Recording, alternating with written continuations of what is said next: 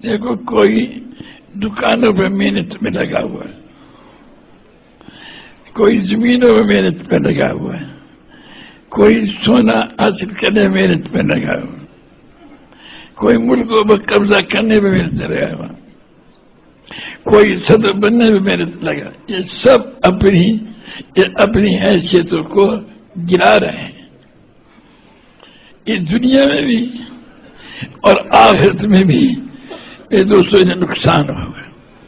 ہم یہ بات عرض کر رہے ہیں کہ جس اللہ پاک نے اس کے نام ہمیں پیدا فرمایا، بس ہم جو ہے اس کو وہ کیا چاہتا اس کو پورا کریں گے،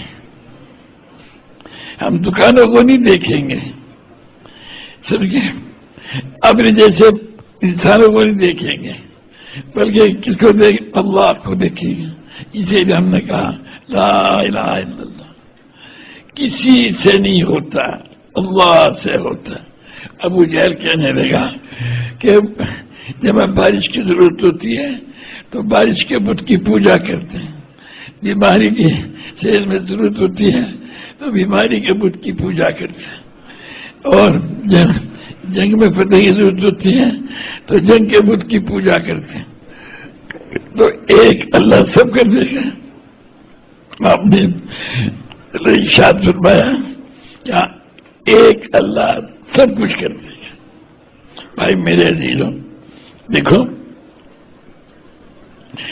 اللہ پاک نے اپنے ایک حکم سے ساتوں آسمان بنائے، یہ اس جو دنیا ہے ساتوں آسمانوں سے فائدہ اٹھانے کے اوپر اپنی قوت کو خرچ کر ضائع کرنے میں لگے ہوئے، جس اللہ پاک نے بنایا ہے اس پاک ذات سے فائدہ اٹھانے میں نہیں لگے ہوئے، کہ وہ پاک ذات اس سے فائدہ اٹھانا کیا، جس وقت اللہ پاک جو کچھ چاہتا ہے ہمیں اسے پورا کرنا ہے۔ حضور صلی اللہ علیہ وسلم نے اس کا طریقہ بتا دیا کہ اس طریقے سے پورا کرو، لیکن سب سے پہلے جو محنت کرنی پڑے گی وہ اس پہ محنت کرنی پڑے گی کہ اللہ ہے اور اسی کے ہاتھ میں سب کچھ ہے۔ اسے ایک زبان سے کہنا، ایک ہے دل میں اتارنا۔ ہمارا صبح ہر آن گھڑی ہر وقت کی سوچ فکر یہ ہوگی کہ جتنے دنیا کے بادشاہ ہیں وہ اپنی یہ فکر بنائیں کہ اللہ ہے، وہ ہم سے کیا چاہتا ہے، اسے ہمیں پورا کرنا ہے، اور ساری دنیا کے انسانوں کو اس کے پورا کرنے پہ تیار کرنا ہے۔ یہ ہے ہمارا کام۔ فقیر کا بھی یہی کام ہے، بادشاہ کا بھی یہی کام ہے، ان علماء کا بھی یہی کام ہے، ان پیروں کا بھی یہی کام ہے، سمجھے، جو اصل کام ہے۔ بھائی میرے دوستوں، جب اس کو کریں گے ہم حق تعالی شان اس کے، جیسے ہمارا زبیر کہہ رہے تھے نا کہ میرے بناؤ گے تو اللہ کے ساتھ تمہارا تعلق قائم ہو جائے گا، پھر اللہ تعالیٰ تمہیں صفات عطا فرمائے گا، سمجھے بھائی میرے عزیزوں، اس کے مطابق حق تعالی شان ہمیں صفات نصیب فرمائے گا۔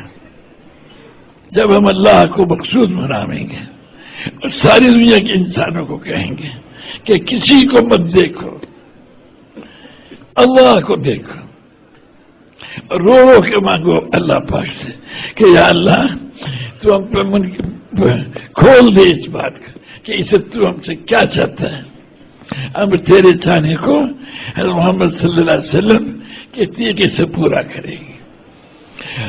بادشاہوں کو اسی پہ لانا ہے، کہنا کہ تم نقصان میں جا رہے ہو، وزیروں کو، تمہارے دکانداروں کو، یہ جتنے تمہارے جن میں بھی کارخانے چلانے والے ہیں، یہ سب نقصان میں جا رہے ہیں، سب جتنے بھی یہی ہیں، یہ دکانوں پہ جو محنت کرنے والے ہیں سب نقصانوں میں جا رہے ہیں۔ کیوں؟ ان کی بنیاد یہ ہے کہ دکان چلے گی جب کام بنے گا، یہ نہیں نہیں، جس وقت اللہ پاک جو کچھ چاہتا ہے، اللہ نے جو کچھ چاہا ہم اس کو پورا کریں گے اور محمد صلی اللہ علیہ وسلم کے طریقے سے پورا کریں گے. یہ ہے نبیوں کا کام، اور یہی کام اللہ نے حضور صلی اللہ علیہ وسلم کی برکت سے، یہی کام جس نے کلمہ پڑھا اس کا اللہ نے اس کا بھی یہی کام بنا دیا محض اپنے فضل و کرم سے. تو آپ جتنے بھی ہیں یہاں پر، جو ہی اپنے آپ کو جو بھی افریقہ کا مت سمجھو، یہ اپنے زولو ہے، اپنے آپ کو زولو نہ سمجھے، بلکہ اپنے آپ کو حضور اکرم صلی اللہ علیہ وسلم کا امت ہی سمجھے اور سارے عالم کے انسانوں کے لیے بھیجا ہوا سمجھے. ہم سارا عالم ہمارے سامنے،